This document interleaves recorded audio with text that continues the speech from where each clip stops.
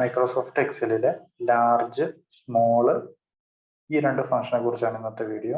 Large function use ചെയ്യുന്നത് ഒരു group of നമ്പറുകളിൽ നിന്നും ഏറ്റവും ടോപ്പിൽ നിൽക്കുന്ന നമ്പറുകളെ കണ്ടെത്തുന്നതിന് വേണ്ടിയിട്ടും, സ്മോൾ ഫംഗ്ഷൻ യൂസ് ചെയ്യുന്നത് ഒരു ഗ്രൂപ്പ് ഓഫ് നമ്പറിൽ നിന്ന് ഏറ്റവും താഴെയുള്ള നമ്പറുകൾ കണ്ടെത്തുന്നതിന് വേണ്ടിയിട്ടാണ്.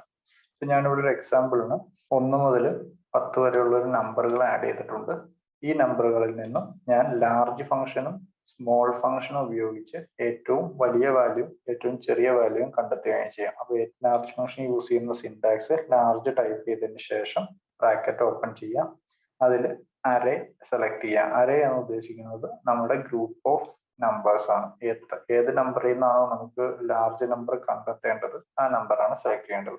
എനിക്കിപ്പോൾ ഇതിൻ്റെ അകത്ത് ഫസ്റ്റ് ആർഗ്യുമെന്റിൽ അറേ വന്നിട്ടുണ്ട്, അത് ഞാനിവിടെ അറേ സെലക്ട് ചെയ്തിട്ടുണ്ട്.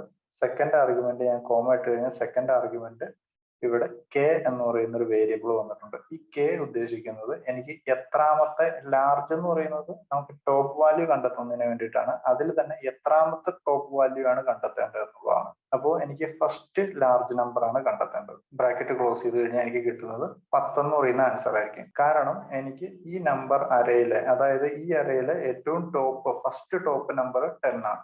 അതുപോലെ തന്നെ എനിക്ക് സെക്കൻഡ് ടോപ്പ് നമ്പർ അറിയണമെന്നുണ്ടെങ്കിലും ഇതേപോലെ തന്നെ ലാർജ് ടൈപ്പ് ചെയ്ത് ബ്രാക്കറ്റ് ഓപ്പൺ ചെയ്ത് അറേ സെലക്ട് ചെയ്യാം. സെക്കൻഡ് ലാർജ് നമ്പർ അറിയാവുന്നതിന് വേണ്ടിയിട്ട് സെക്കൻഡ് എൻ്റർ ചെയ്യാം.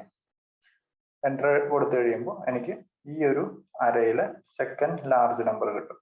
ഇതുപോലെ തന്നെ എനിക്ക് ചെറിയ നമ്പറുകൾ കണ്ടെത്തുന്നതിന് വേണ്ടിയിട്ട് സ്മോൾ ഫംഗ്ഷൻ ഉപയോഗിക്കാം. ഇതുപോലെ തന്നെയാണ് ഇതിന്റെ സിന്റാക്സ് വരിക. സ്മോൾ ടൈപ്പ് ചെയ്യുക, ബ്രാക്കറ്റ് ഓപ്പൺ ചെയ്യുക, അറേ സെലക്ട് ചെയ്തതിന് ശേഷം എത്രാമത്തെ സ്മോൾ നമ്പർ, അതായത് ഫസ്റ്റ് സ്മോൾ നമ്പർ ആണ് എനിക്ക് വേണ്ടതെന്നുണ്ടെങ്കിൽ ഞാൻ ഫസ്റ്റ് എന്ന് പറയുന്ന പോയിന്റ് ഇവിടെ സെലക്ട് ചെയ്ത് കൊടുക്കാം.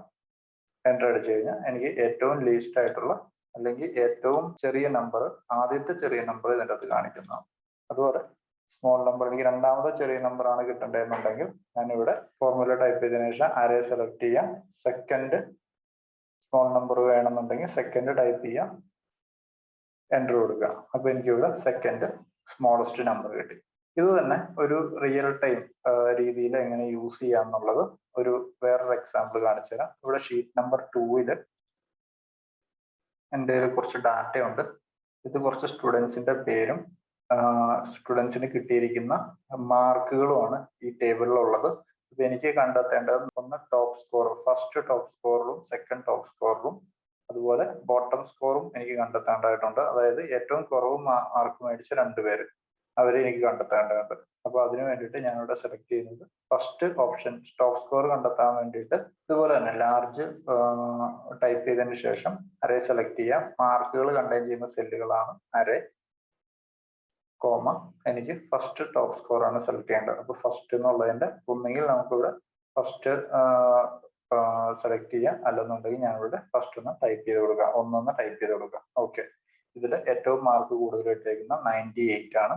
അതുപോലെ സെക്കൻഡും ഇതുപോലെ തന്നെ എനിക്ക് കണ്ടെത്താൻ പറ്റണം.